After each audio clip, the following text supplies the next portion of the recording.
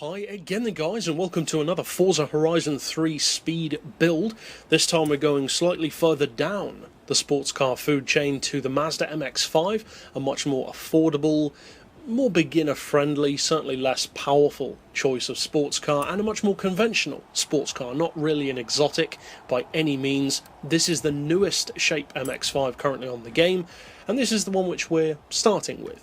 Now, as far as engine conversions go, this isn't strictly speaking the best one to go for sheer spec. For specs, I would recommend the V8, because you can get over 1,000 horsepower out of it, but in the spirit of the car, I've gone for the quad-rotor race engine. Now, you may or may not be able to get better performance with the V8, so feel free to try that one out if you want to, and then you can compare the performance to this video. But that's the one that I've gone for, of course.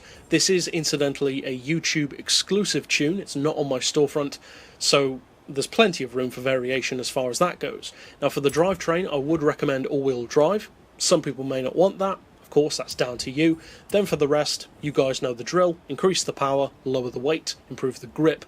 Basically, as a general rule, fit everything with race in the title. As you can see, though, I have not fitted the roll cage, because the roll cage is very noticeable in this car. It doesn't necessarily look bad, but it's not entirely necessary for this one. So you can fit it if you want to, but you don't really need it. It's more of a visual thing for straight line performance. For cornering, of course, it does make an improvement, but not for this purpose of tune.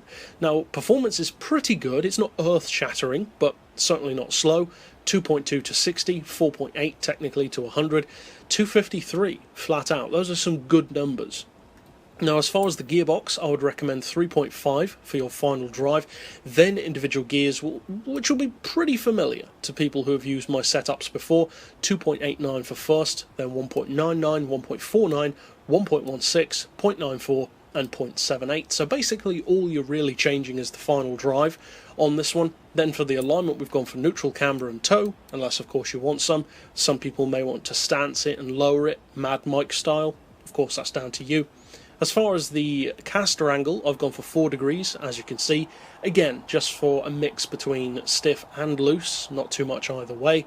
For anti-roll, I've rounded those off to 30 and 22. Springs on 112 and 139 with the lowest ride height.